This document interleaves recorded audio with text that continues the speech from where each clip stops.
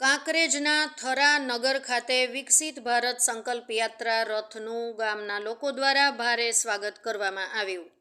બનાસકાંઠાના જુદા જુદા શહેરોમાં તથા ગામોમાં પ્રધાનમંત્રીશ્રીની પહેલ સમાન વિકસિત ભારત સંકલ્પ યાત્રા નીકળી રહી છે. ત્યારે આજે થરા નગર ખાતે પધારી જેમાં લોકોને આયુષ્યમાન કાર્ડ, ઉજ્જવલા પ્રધાનમંત્રી ઉજ્જવલા યોજના, બેન્કિંગની સુવિધા, પ્રધાનમંત્રી સ્વનિધિ યોજના જેવા લાભો સ્થળ પર જ મળી રહે તેવી વ્યવસ્થા કરવામાં આવી.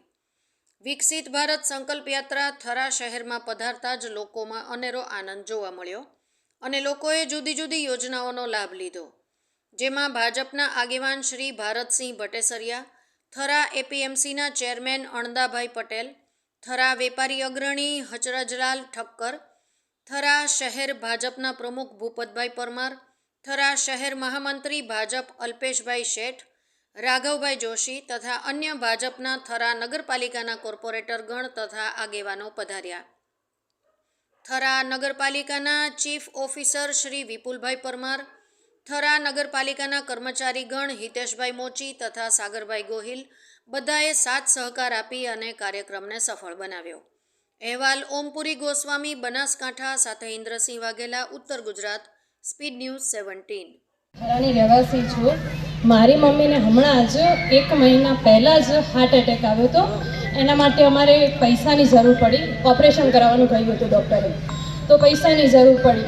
એ વખતે અમારે આ આયુષ્યમાન કાર્ડ બહુ જ ઉપયોગમાં આવ્યું અને એની મદદથી તરત જ અમદાવાદની એવી એચસીજી હોસ્પિટલમાં તરત જ મારી મમ્મીની બધી જ સારવાર મળી અને કોઈ પણ પ્રોબ્લેમ વગર મારી મમ્મીનું ઓપરેશન સક્સેસફુલ થઈ ગયું. અસ્તુ. આપણને સુંદર માર્ગદર્શન આપ્યું, સુંદર સંબોધન કર્યું એવા ભાઈ શ્રી ભારતસિંહજી, ભાઈ શ્રી હચરતભાઈ, અહીંયા સ્ટેજ ઉપર બેઠેલા તમામે તમામ, શું તમે સન્માન કર્યું છે તે નામ નથી લેતો, તમામે તમામ અધિકારીગણ, અમારા ભારતીય જનતા પાર્ટીના કાર્યકર્તાઓ, સામે બેઠેલા મારા વડીલો, ભાઈઓ, બહેનો અને મારા મિત્રો, આપણે સૌએ ભારતના વિકાસ જે થઈ રહ્યો છે એના મીઠા ફળ આપણે સૌએ ચાખ્યા. તમે જોતા હશો તો કોંગ્રેસની જ્યારે સરકાર હતી ત્યારની સ્થિતિ અને એના પછી ભારતીય જનતા પાર્ટીની સરકાર બન્યા પછી જે લાભો મળે છે એની તમે તુલના કરો તો ખબર પડે.